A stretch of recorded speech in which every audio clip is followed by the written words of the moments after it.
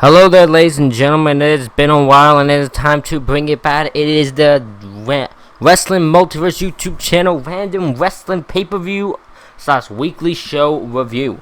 The reason I say both, because you never know which one I'm going to do. I'm not going to tell you all in advance. It's just going to pop up, and you're going to have to watch it. That's the way this works. What we're doing for this week, well, you'll know that because you're watching it, is TNA Lockdown 2005. From the Impact Zone in Orlando, Florida. 775 people in attendance. Your commentary team is Mike Tenay and Don West. And before we get into the actual show, I would like to send our best wishes to Don West. You know, now she's going through some things, and I'm not a man who's not wish a man best luck, especially when yes, I might have actually chose this show partially because of what's going on. I am going to this is where the realness of how random this really is, as I am at the moment googling what he's got while doing this.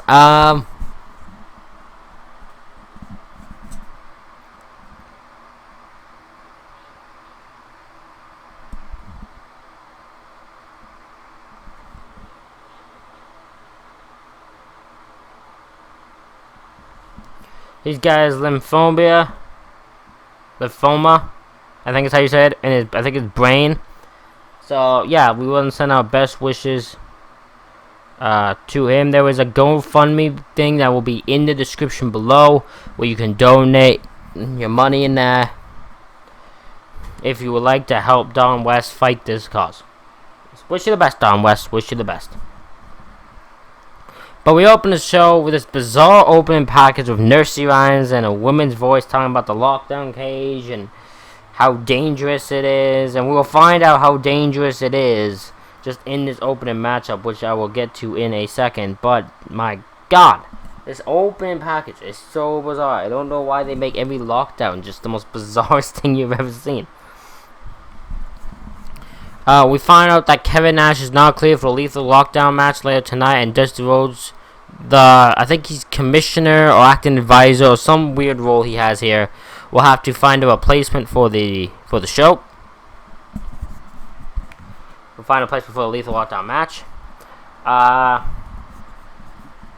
Match 1 of the evening is Sonny Siaki and Apollo versus Chris Candido and Lance Hoyt.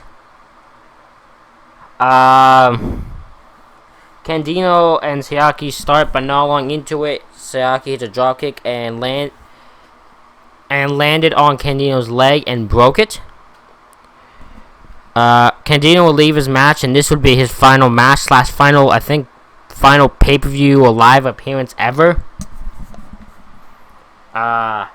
He would get surgery and appear one more time on Impact TV before dying of acute and I'm going to say these wrong, and everyone's going to criticize me, and I apologize for it. Acute pneumonia. That's it, pneumonia. I know words. God, I feel like an idiot now. I feel so bad now. For the fact I got this wrong. That could me so long to say that. But I think the one last time on Impact was just due to tapings.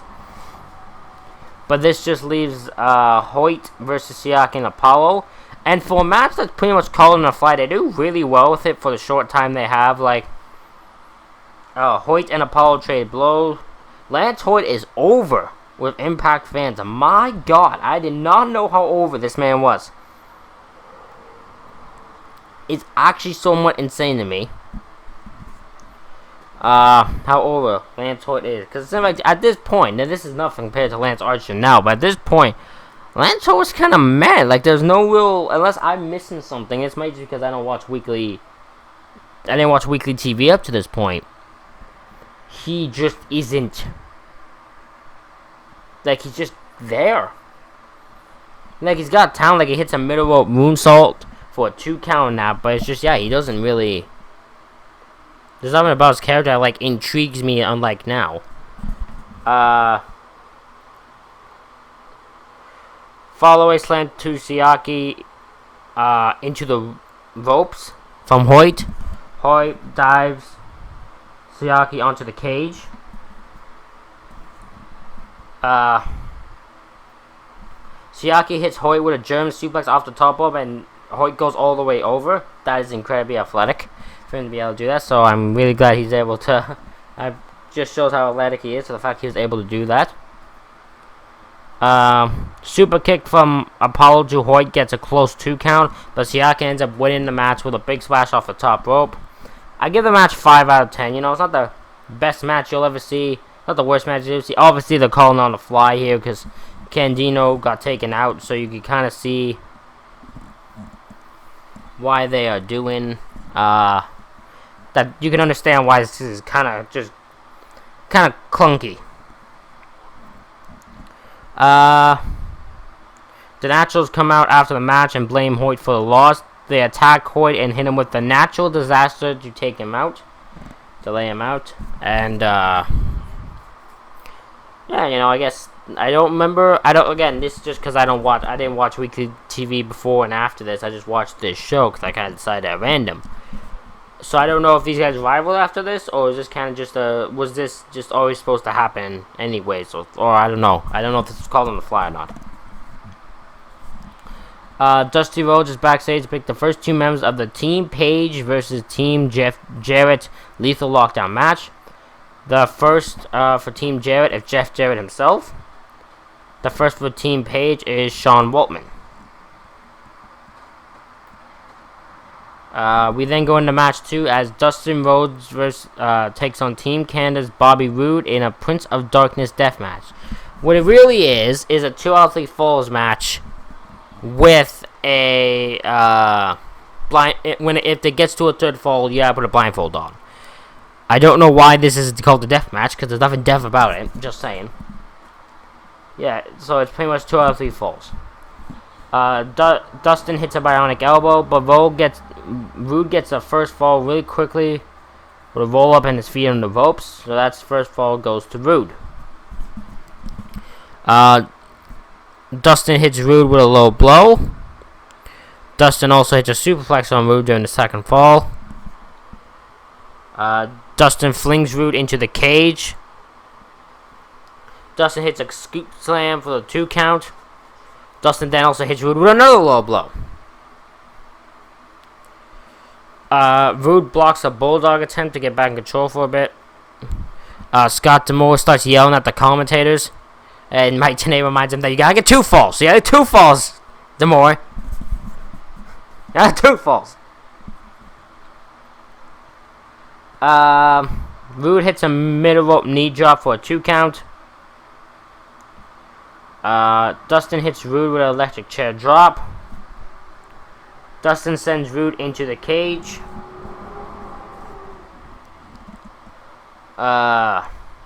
Roode hits the northern lariat, but Dustin gets his foot in the rope before the 3. Dustin gets the 2nd fall with a top rope bulldog. So that's his 2nd fall. So now it's the 3rd fall, which means it is a blindfold match. Really stupid based off the name. I get Prince of Darkness, but don't call it a death match if there's no near death thing here. If there's no there's no weapons or anything. Ref ends up getting taken out, which just tells you all how dumb the deathmatch part is, where ref has to be taken out in order for what's about to come to be used. Scott D'Amore enters the cage, but Roode hits him with a chair, thinking he is Dustin. Dustin ends up finding Roode and hits him with a chair shot to the head to win the match. I'm gonna give it I'm gonna 6 out of 10. It's a good match, just, you know, doesn't need the hullabaloo that went on during this thing. Not at all. Prince of Darkness death match was not needed. Their death match just didn't need to be there. Just could have called it a Prince of Darkness match. It would have been better. Just the death match ruined it to me. Shane Douglas interviews X Division champion Christopher Daniels. Nothing really interesting said there. Match 3 is the X Division escape match. As Matt Bentley with what's her name?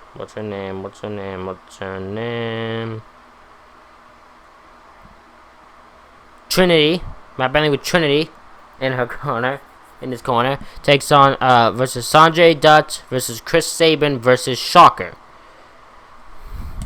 Shocker, I think, is coming in from Mexico for this show. So for this match, rules are 2 men will be eliminated by pinfall submission. Once we get down to the final 2, the only way to win the match is by escaping the cage. Pretty straightforward. Double team move by Sabin and Dutt on Bentley to start off. Sanjay Dutt is sent into the cage. Bentley Alabama slams Sabin into the cage for a 2 count. Lion salt by Shocker for a 2 count. Roll up attempt by Shocker to Bentley for a 2 count. These guys is going quick fall, trying to eliminate each other really fast. Sabin powerbombs Dutt into the cage and falls over a powerbomb on the ring, but Shocker breaks up the pin. Bentley sends Dutt into the cage. A spinning elbow by Shocker to Dutt for a 3 count, and Sanjay Dutt is the first eliminated. Top rope Northern Lights suplex by Sabin to Shocker. That looked impressive. Trinity, who is with Matt Bentley, hits a moonsault off the top of the cage onto everyone. And it is actually a heck of a sight, because I don't know who Trinity is. I've never really seen much of her, but damn, that impressed me when I saw that. But Sabin hits Bentley with the Cradle Shock to pin and eliminate him, so the final 2 are Chris Sabin and Shocker. The only way to win, if you remember, is to escape the cage. They immediately attempt escaping, but Shocker gets it quicker to win the match. I give the match 6 out of 10. Really good match for, X Division guys to showcase what they can do. There's been better X Division matches, but compared to what they did, you can't really complain. Can't complain. Match 4 is a table match as Raven takes on Jeff Hardy. The way this was started by Raven approaching Jeff Hardy, asking, hey, maybe we should join together, bring all of our fans together. And Jeff said, no, man, you got your thing, I got mine. And Raven took offense to that, leading to this match here. Jeff Hardy brings a couple chairs to the ring and starts swinging at Raven. But Raven gets control, ends up sending Jeff into the cage multiple times. Raven drop toe holds Jeff onto the chair, and Raven hits a DDT onto the chair. Not onto the chair, onto Jeff, just on Jeff Hardy. Raven tries to put Jeff through the table, but puts himself through it instead. Jeff sends Raven into the cage multiple times, and Raven ends up getting busted open. First one to be busted open in this on this show is Raven. Jeff hits the Twist of Fate, but they don't call it the Twist of Fate, so I don't know. Was there a reason why he couldn't call it the Twist of Fate? I'm not sure about this. Let me know in the comments if you know this. Why the commentators just didn't call it Twist of Fate. They just kind of called it a move. So, I don't know if I'm missing something. Let me know. I want to know why they couldn't use that.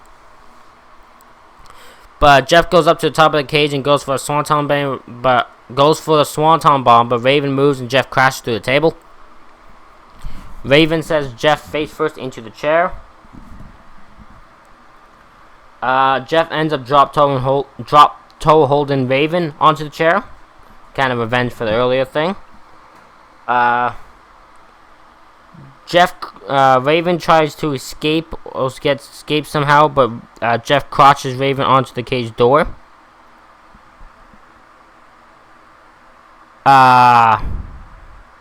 Jeff dives off the cage where Raven gets the knees up. So he pretty much just dives right into Raven's knees. Why would you do that off the top of the cage? You crazy man. Raven stacks up 4 tables. Jeff ends up putting Raven onto them and dives off the top of the cage and leg drops Raven through the tables to win the match. I give the match 7 out of 10. Just hell of chaos. Just insane amount of chaos throughout that entire match. Just 2 guys wanting to beat the hell out of each other, and you just can't hate that. You can't hate that no matter how much you want to. Good performance by both men. Match 5 is for the NWA World Tag Team titles, as America's Most Wanted, the champions, defend their titles against Team Canada in a strap match, which is also taking place inside the cage, as every match is in the cage. Petey Williams and Eric Young are representing Team Canada here. A brawl starts right off the bat. They end up locking Chris Harris out of the cage, and A1 hits Chris Harris in the back of the head with a tag belt to do so. A1 ends up hitting James Storm with the belt too, as he's trying to help his partner out. James Storm ends up being busted open because of the belt shot, so he's already busted open, and he's at a 2-on-1 disadvantage. A1, every time Chris Harris tried to get back in, A1 will try to stop him. A1 sends Chris Harris in an announce table when he tries to get back in. Chris Harris tries to climb up, but Eric Young stops him by just diving onto the cage, willing to risk hurting himself in order to stop this match. That's how bad he wants to stop it. James Storm starts getting back into it by hitting Petey with a powerbomb. He also sends Petey Williams into the cage, but Williams is there to get back into it by hitting a tornado DDT to James Storm. Chris Harris gets back in and starts sending A1 into the cage and to the stairs, and Chris Harris finally gets into the cage. Vertical suplex by Chris Harris to Petey Williams. Heart attack by America's Most Wanted to Eric Young for a 2 count. Storm goes for the super kick, but Sabin catches him in the sharpshooter. Eric Young hits an elbow drop on Storm while he's in the sharpshooter hold for a 2 count. William goes for the Canadian Destroyer, but Harris catches him with a spear for a hell of a 2 count. Storm hits Eric Young with a drop kick. America's Most Wanted goes for the Death Sentence, which is their tag finisher, but Williams moves Young out of the way. William ends up hitting Harris in the head with the hockey stick, but he somehow kicks out.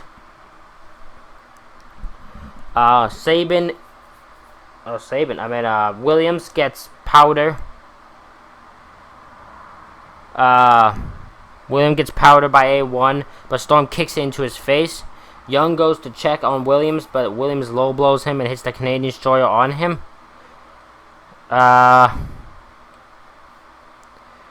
America's Most Wanted hits Death Sentence on Williams to win and retain their titles. I give it 8 out of 10. It's a good match, good story told by these guys, just trying to show, they've done each other. Apparently these guys have been rivaling for a while, so it's just these guys showing, hey, we know what you both are willing to do, and it took until the powder being kicked into Williams' face for everything to kind of fall apart for Team Canada. They kind of had it under control until then, so it kind of just shows that one mistake screwed up their entire plan. Match 6 is for the X Division Championship as Christopher Daniels defends the title against Primetime Eli Skipper. These two were a tag team, Triple X. They lost a match against America's Most Wanted, I think it was like a year ago, to where the losing team had to break up. Since they lost, they broke up. They had their first encounter in a Ultimate X match for the X Division title. Daniels would turn on Skipper there and ends up winning the match, win the title, and now it leads to this match here. They counter moves back and forth for each other because they both know each other so well. Skipper hits Daniels with a butterfly suplex. I also add this: they need to clean the ring mats in TNA in 2005. Oh my god, the ring mats here are so full of blood and dirt and all that. It's disgusting, and it's just the fact they never cleaned this thing at all is insane to me. You don't have a second one you could put in there like halfway through the show? What the goddamn hell? Like, that's just covered in blood and all that. Oh, it's just, I wouldn't want to do that. Eli Skipper injures his shoulders when Daniels sends him into the cage. Daniels then begins to target that shoulder. Skipper gets back in with a spinning dropkick to Daniels. He also has a leg drop off the top rope for a 2 count. Daniels gets back into it, hits the best moonsault ever for the 2 count.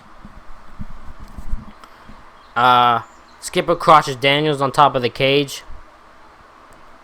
Skipper then dives off top of the cage onto Daniels and the referee. So the ref goes down because of it.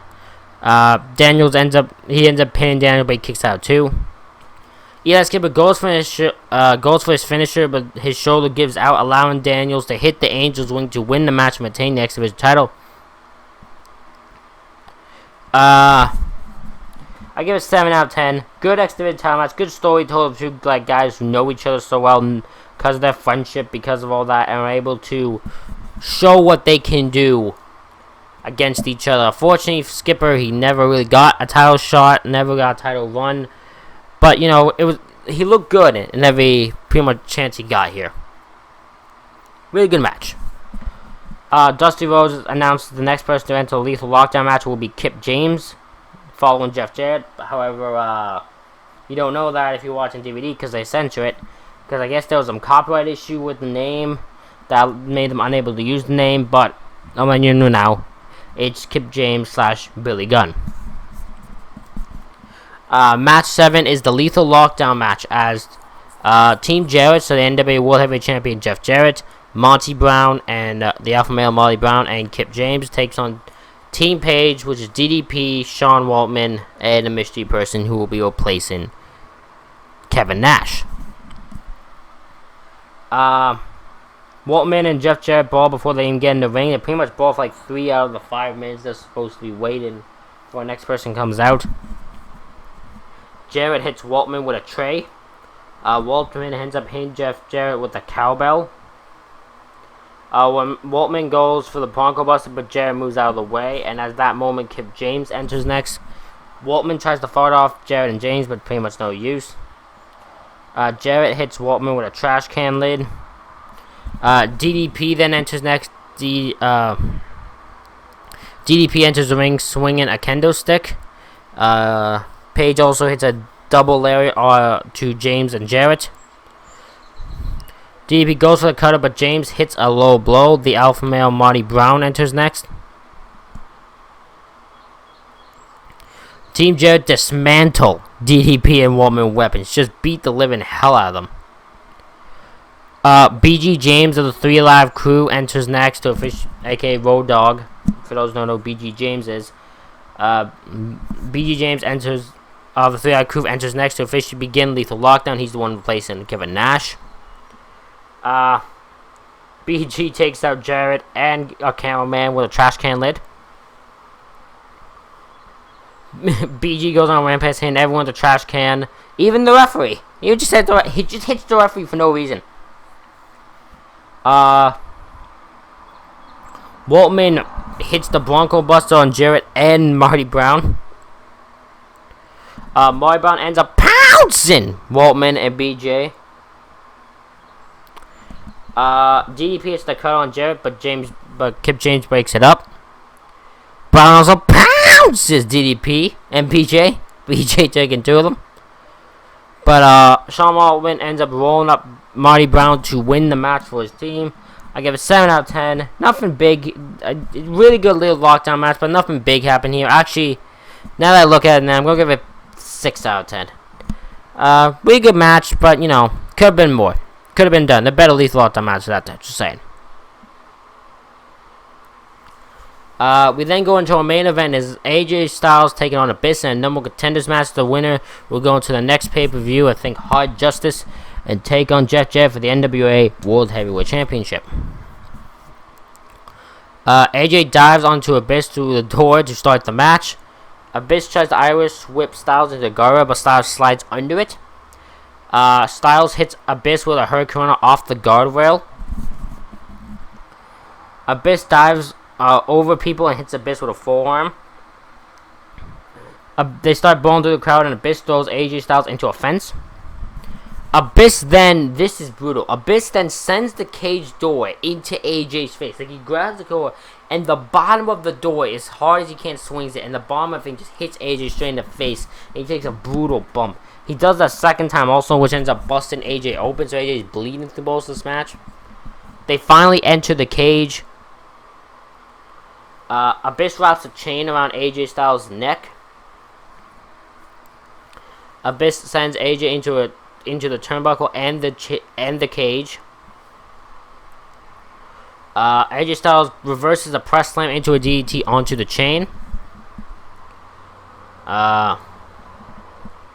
Abyss ends up going headfirst into a chair when AJ moves out of the way of a corner move. AJ Styles ends up hitting a German suplex on Abyss for a 2 count. He attempts another roll up for a 2 count. Abyss hits a black hole slam out of nowhere for a really close 2 count, but AJ still kicking out, will not stay down yet. Abyss then brings in the thumbtacks. AJ Styles hits a style clash on the thumbtacks, but Abyss somehow kicks out. This monster will not stay down.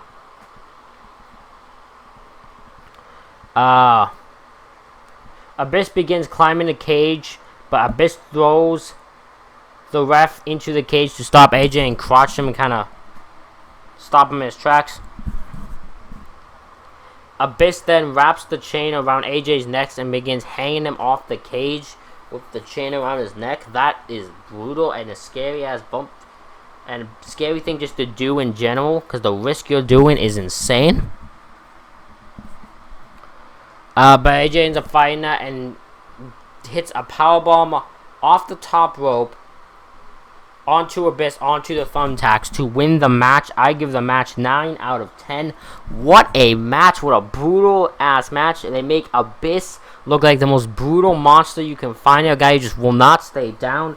He ends up AJ looks like a hell of an underdog, able to fight those odds and win the match and become the #1 contender for the NWA World Heavyweight Championship. And that is how we end the show, ladies and gentlemen. I thank you all for watching this random Wrestling Multiverse YouTube channel random review. I'd appreciate it now if you leave suggestions in the comment section for other shows you want me to review. You can also send to our Twitter page at the WrestlingMU1. You can and there's also just many other ways you can do it. Not really, just those 2 ways. I'm lying to you now. I'd appreciate if you would like. I'd appreciate if you subscribe to the channel. I appreciate everything you do. Thank you for watching, and I'll see you for our next random review, whenever it is.